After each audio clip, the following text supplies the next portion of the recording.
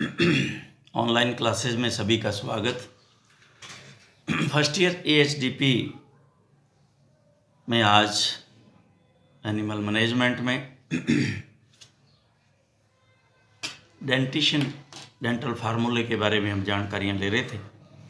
तो कुछ शब्द जो है मैंने आपको मेरे पिछले शायद 2 लेक्चर से पहले या 1 लेक्चर से पहले आपने इसको सुना था और मैंने आपको कहा था कि ये मैं कल पिक्चर के माध्यम से आपको क्लियर करूँगा, क्योंकि यूँ बातों से समझाने वाला नहीं है। तो एक तो अभी आप 129 पेज अपना खोलें जब ये लेक्चर को सुने, 129। तो उस पर ये 3 वर्ड थे जो क्लियर इस रूप में करने से रह गए थे। तो जो आज मैं आपको इन डायग्राम के माध्यम से उनको क्लियर करता हूँ, ज़रा ज़्यादा अच्छे क्लियर हो जाएंगे। पहला शब्द था हमारे पास टेबल, कि टेबल जो है वो दांत के किस पोर्शन को, किस भाग को जो है कहेंगे। तो टेबल में आप देखें कि दांत की जो सतह है, सतह इसको टेबल बोलते हैं। एक तो ऊपर वाले दांत की नीचे की सतह और नीचे वाले दांत की ऊपर वाली सतह। टेबल का मतलब जहाँ पे कोई चीज़ टिकती है, टेबल।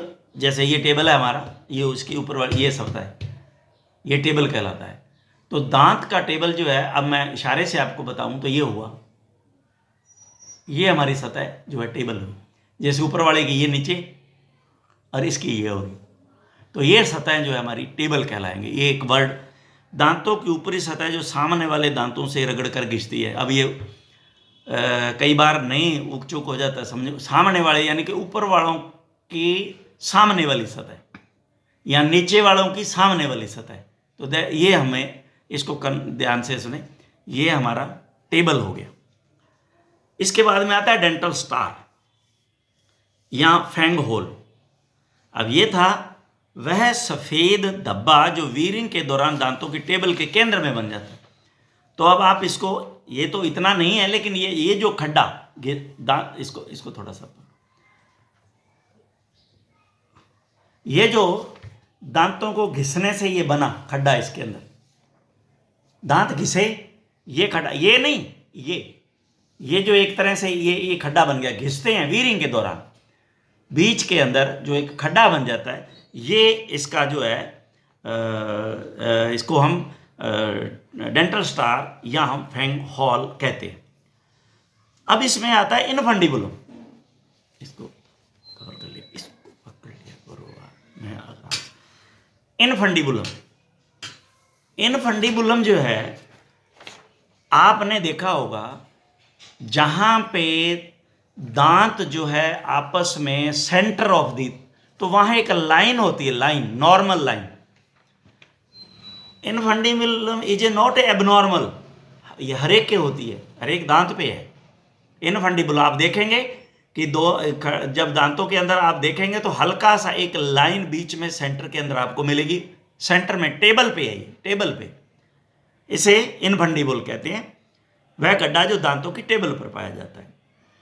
अब हमारे पास ये 3 हमारी बातें जो है एकदम से अब हमें क्लियर हुई है।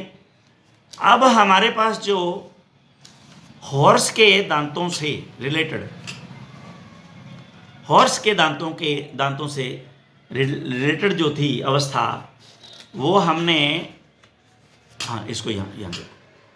अब इसको हम देखेंगे, हमारे पास नए जो वर्ड थे वो आए थे।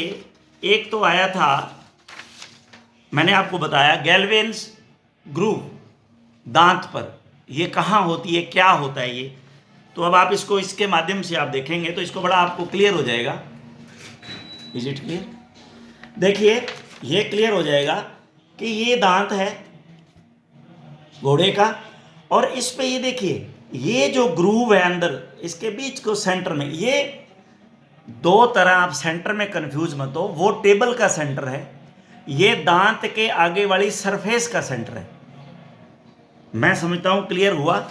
अगर नहीं हुआ तो आप इस फोटो में क्लियर करेंगे, यहाँ क्लियर हो। ये तो ये आपने देख लिया, ये दांत है आगे का, और ये देखिए ये इसके अंदर ये ग्रूव बनी हुई है, ये देखिए, देखा है, लिख रखा है इसने गैल्वेन्स ग्रूव, ये जो है वो ग्रूव है। अब ये कैसे स्टार्ट होती है अब क्लियर हो जाएगा आपको इस डायग्राम से। देखिए ये देखिए, ये यहाँ से स्टार्ट हो रही है, देखो ये यहाँ से मसूड़े से स्टार्ट होती है, ये देखिए ऊपर, और ये धीरे धीरे चलती हुई ये बीच में सेंटर में ये कवर कर लेगी। ये देखिए ये यहाँ आ गई, फिर ये देखिए ये कंप्लीट हो गई, ये देखिए इसके ऊपर इस दांत पे ये कंप्लीट हो गई है ये गैल्वेन्स ग्रूव। ये देखिए ये यहाँ पे ये अवस्थाएं हैं इसकी, जो यहाँ देखिए, ये देखिए, ये देखिए, ये लगभग 10 ईयर पे अपीयरेंस हो जाता है इसका गम लाइन पे। यहाँ से स्टार्ट हुआ, ये देखिए ये बढ़ रही है यहाँ तक, ये पूरा कंप्लीट हो गया 20 ईयर्स पे। तो अगर ये ऐसा उसमें पाया जाता है तो एज यहाँ से क्लियर हो जाती है कि 20 साल का हो गया कम से कम घोड़ा। अगर वो ये 1/3 तक पहुँचती है तो ये देखिए ये 15 साल की एज है, और अगर ये स्टार्ट है गम से तो ये 10 साल का घोड़ा जो है वो हो चुका है। अब यहाँ पे 7 year old hook, 7 year old hook क्या होता है? अब आप देखिए 7 ईयर ओल्ड हुक में ये देखिए दांत जो है थोड़ा सा, ये तो ज़्यादा झुकाव है 10 साल पे, थोड़ा सा आगे की तरफ झुकते हैं तो ये एक इस तरह का हुक बन जाता है, यूं हुक बन गया ये 7 साल पे बनता है यूं, अदरवाइज यूं होते हैं दांत, थोड़ा सा झुकाव यूं आगे लिया तो ये एक हुक बन गया, ये 7 साल पे बनता है, तो इसको 7 ईयर ओल्ड हुक के नाम से जानते हैं। डेंटल पैड आपने देख लिया, गैल्वेन्स ग्रूव आपने देख ली। अब जो है दांतों का ट्रायंगल होना, ये लिखा है ना एक जगह कि ये दांत जो है वो ट्रायंगल, ये देखिए अब आप इसमें दांतों को ट्रायंगल देखिए, यहाँ आपस में सीधे हैं, हल्का सा ट्रायंगल हो रहे हैं, या हल्का ट्रायंगल हो गए हैं, देखिए ये देखिए 15, अब ये 20 साल पे तो देखिए काफ़ी, और ये 25 साल से पूरे के पूरे ट्रायंगल। ये देखिए दांत ट्रायंगल का मतलब है, ये देखिए दांत के 3 एंगल, 1 2, ये देखिए ये 3, ये ट्रायंगल हो गया, ये ट्रायंगल हो गया इसका। पहले क्या था, यूं थे, ये देखिए ये क्वार्टर, ये और ये ट्री, और ये देखिए चारों एंगल है, इसमें देखिए एक एंगल मारा गया, घिस गया, तो ये 3 एंगल रह गए इसके, तो इसलिए इनको ट्रायंगल। और ये 25 की उम्र में ये इस तरह के, तो ये आपने अच्छी तरह से इनको नोट करना है। मैंने आपको इसलिए इनको छुड़वाया था कि इसको डायग्राम के उससे आपको जो है वो क्लियर किया जाएगा, ताकि अब मेरे ख्याल से आपको ये गैल्वेन्स ग्रूव कितने साल पे है कंप्लीट, ये याद करना वेरी इंपॉर्टेंट है। मैंने पहले भी आपको मेरे उसमें लेक्चर में बता दिया था कि इसमें क्या क्या फुल माउथ कंडीशन है, टशेज कहते हैं जो दांत है वो हैं, डेंटल स्टार है, गैल्वेन्स ग्रूव है, 7 ईयर ओल्ड हुक है। तो ये इम्पोर्टेंट हैं जो पूछे जाने वाले सवाल हैं। तो ये आप इसको अच्छी तरह से इनको अच्छी तरह से आप पढ़ लें। अब आज हम इस चैप्टर को कंप्लीट करने जा रहे हैं। इसमें हमारा लास्ट जो है वो रह गया है कैमल का फार्मूला। तो अब हम कैमल के दांतों की स्थिति की स्टडी जो है वो करने जा रहे हैं। तो ये इसमें हमारे पास देखिए ये स्थिति है अस्थायी दांतों में। दूध वाले दांतों में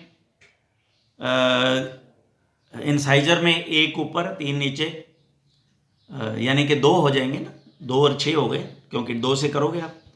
और canine 1-1, pre molar 3-2 and molar 3-3, यानी कि टोटल 34। इन फार्मूलों को आपने याद करना है, ये लाजमी पूछे जाते हैं, किसी का भी फार्मूला पूछा जा सकता है। तो इसमें दांतों की स्थिति कब कहाँ क्या होता है। सेंट्रल इंसाइजर इरेप्टेड आए हुए होते हैं जन्म से 1 सप्ताह। अस्थायी लेटरल इंसाइजर इरेप्टेड 1 महीने पे, कॉर्नर इंसाइजर इरेप्टेड 2 महीने में, 6 बढ़े हुए पूर्ण विकसित अस्थायी इंसाइजर 1 वर्ष में, ऊपरी जबड़े में प्रथम जोड़ी अस्थायी चीक टीथ इरेप्टेड 12 से 15 महीने में, और सभी अस्थायी इंसाइजर में वीरिंग शुरू हो जाने के कारण वे छोटे हो जाते हैं 2 साल में। तो अब आप देखें, वीरिंग बढ़ जाती है, वे दांत और छोटे हो जाते हैं 3 वर्ष में। अधिक वीरिंग के कारण इंसाइजर के बीच की दूरी बढ़ती है तथा वे खूंटे नुमा रह जाते हैं स्टम्पी 4 वर्ष में।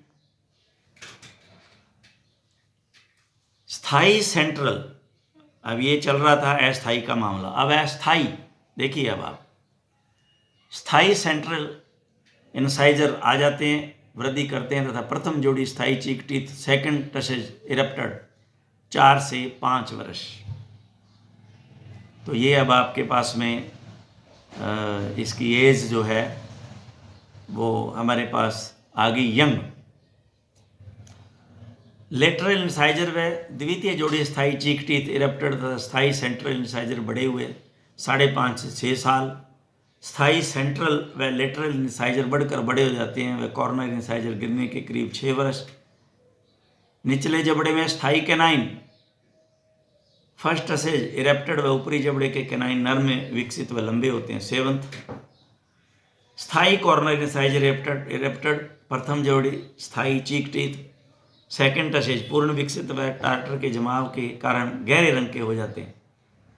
ट्रू टसेज कैनाइन्स व और फर्स्ट टसेज बड़े व मजबूत हो जाते हैं तथा इंसाइजर लाइन अनियमित हो जाती है 8 साल पे। फुल माउथ कंडीशन, सभी दांत की वीरिंग शुरू हो जाती है, घसने 9 वर्ष के पश्चात। 9 वर्ष के पश्चात। तो ये एक आयु है। इसके बाद में अब हम उसको बुढ़ापे की तरफ कह सकते हैं। 9 साल की आयु पे बुढ़ापे की तरफ चल पड़े। वीरिंग शुरू हो चुकी होती है, था इंसाइजर धीरे धीरे एक दूसरे से दूर होना शुरू हो जाते हैं। 15 वर्ष के पश्चात पूंछ के बाल सफ़ेद होते जाते हैं तथा आंखें अपनी चमक खो देती हैं। आंखों के ऊपर एक गड्ढा और गहरा हो जाता है 15 वर्ष से ज़्यादा। वीरिंग के कारण इंसाइजर छोटे हो जाते हैं 17 से 18 वर्ष। 17-18 वर्ष के पश्चात डेंटिस्ट की सहायता से उम्र का निर्धारण अपेक्षाकृत मुश्किल हो जाता है, वह दूसरे तरीके के काम में लिए जाते हैं। जवान ऊंट के मसूड़े कोमल व गुलाबी रंग के होते हैं, जबकि बूढ़े ऊंट में ये पतले अपेक्षाकृत कठोर व पीलापन लिए हुए होते हैं। तो ये तो अब ये सारा आपको याद करने का ही मटेरियल है। इसमें मुझे नहीं लगता कोई ऐसी बात है जो समझाने वाली हो। एकदम से क्लियर जो है लिखा हुआ है कब कब क्या होता है। आपको दांतों की स्थितियां मैंने समझा दी थी कि इंसाइजर कौन से हैं, कैनाइन कौन से हैं, प्रीमोलर कौन से हैं, मोलर कौन से हैं। तो ये सारी की सारी स्थिति समझने के बाद में ये बड़ा आराम से जो है समझ में आ जाता है। तो इसमें से मुझे इतना नहीं लगता, लेकिन आपका जो कंपटीशन पॉइंट ऑफ व्यू से ये बड़े ही इम्पोर्टेंट है, क्योंकि कुछ ऐसे घुमावदार क्वेश्चन वहाँ देगा वो जो आपके समझ में जल्दी ना आए। तो उनके लिए आपको इनकी अच्छी तरह से स्टडी आपको समझना और स्टडी करनी पड़ेगी। और इसमें इसके लिए इतना इसमें मैं नहीं समझता, क्योंकि 1-1, 2-2 नंबर के सवाल इसमें पूछे जाएंगे। तो लेकिन आजकल ये मल्टीपल चॉइस अभी आप देख रहे थे पिछले जो है वो एग्ज़ाम में मल्टीपल चॉइस आई है। तो मल्टीपल चॉइस में ये सारे काम आएंगे, क्योंकि इनमें से कुछ भी जो है वो दिया जा सकता है। तो इनको आप समझें, 1-1 नंबर की बड़ी जो इसमें वैल्यू होती है, कीमत होती है। तो आज हमने ये 11th चैप्टर को मैं समझता हूँ कि मुकम्मल किया, लेकिन फिर भी कोई अगर आपकी प्रॉब्लम हो और कुछ समझ में नहीं आया हो तो आप निसंदेह मैसेज करें, क्योंकि 1-2 मैसेज मेरे पास आते हैं तो उससे अच्छा लगता है। एक तो उससे ये अच्छा लगता है कि आप पढ़ते हो, समझने के प्रयास करते हो, वो समझ में नहीं आया इसलिए दोबारा आपने उसमें लिखा, और मैं प्रयास करता हूँ कि उसको उसी तरीके से दोबारा जो रिस्पॉन्स करके और किसी ढंग से डायग्राम के तरीके से या किसी और तरीके से आपको मैं समझाने का प्रयास करूँगा। तो अब आज ये हमारा लेक्चर 11th कंप्लीट है। तो अब हम इसमें लगभग कोर्स के नियर अबाउट कंप्लीट की तरफ हैं, क्योंकि अब हमारे पास 12th, 13th एंड 14th ये 3 चैप्टर हमारे पास इसके मैनेजमेंट के बचे हैं। मैं समझता हूँ कि हम इसमें एक लेक्चर को ही हम एक जो है लेसन को ही छोड़ेंगे और बाकी इसको एक बार कंप्लीट कर देंगे, देन हम नेक्स्ट सब्जेक्ट की तरफ चलेंगे, क्योंकि टाइम टेबल आने के बाद में भी एक हो सकता है, कोई ऐसी बड़ी बात नहीं है। लेकिन ये टाइम टेबल अभी शीघ्रतापूर्ण ही मुझे लग रहा है कि भी आपके पास आने वाला है, तो आप इसमें अब लग जाएं अपनी तैयारी में। और ये मल्टीपल चॉइस और वो पेपर हुआ तो ये बड़ा हार्ड पेपर होता है, ऐसी बात नहीं है। जितना ये आसान हम समझते हैं इतना नहीं होता, क्योंकि चॉइस में बड़ा कंफ्यूजिंग मामला कर देते हैं तो बड़ी दिक्कत आ जाती है आपके सामने। तो ये 12th भी चैप्टर बहुत लंबा है, and then 13th is also, and 14th, ये तीनों ही 2 लेक्चर जो हैं बड़े, ये लेसन जो है बड़े लंबे हैं। तो हम ऐसा करेंगे, हम 13th को पहले ले लेंगे और इसको कंप्लीट कर देंगे, बाकी 2 ये एक बार बाद में देखेंगे। Thank you very much.